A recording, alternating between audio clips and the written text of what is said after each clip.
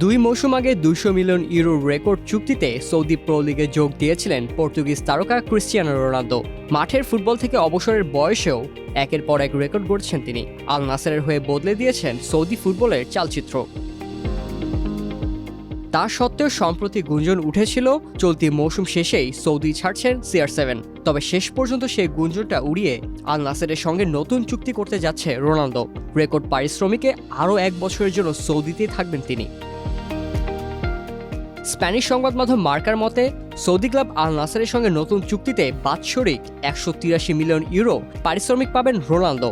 এই চুক্তিতে প্রতি মাসে তার আয় হবে 15 মিলিয়ন ইউরো, আর সপ্তাহে তিনি আয় করবেন 3.8 মিলিয়ন ইউরো। মিনিট প্রতি ক্রিস্টিয়ানো রোনালদো উপার্জন প্রায় 377 ইউরো। এই চুক্তিতে বিশ্বের সবচেয়ে দামি ফুটবলারের তকমা ফিরে পেয়েছেন তিনি। শুধু তাই নয়, সবচেয়ে বেশি বয়সী ফুটবলার হিসেবে সর্বোচ্চ আয়ের রেকর্ডও গড়েছেন CR7। 5 বারের ব্যালন ডি'অর জয়ী তারকা রোনালদোকে দলে রাখতে লোভনীয় প্রস্তাব দিয়েছে সৌদি ক্লাব আল নাসের। বার্ষিক আয়ের পাশাপাশি ক্লাবের 5% শেয়ারের মালিকানাও দেওয়া হয়েছে তাকে। ফলে ভবিষ্যতে ফুটবলার হিসেবে ক্লাবের সঙ্গে যুক্ত না থাকলেও অন্যতম কর্ণধার হিসেবে দলের সঙ্গে যুক্ত থাকবেন তিনি। ফুটবল ভিত্তিক ওয়েব পোর্টাল goal.com-এর মতে ক্লাবে যোগ দেওয়ার পর থেকেই রোনালদোর পেশাদার মনোভাব ও পারফরমেন্সে মুগ্ধ আল নাসের কর্তৃপক্ষ।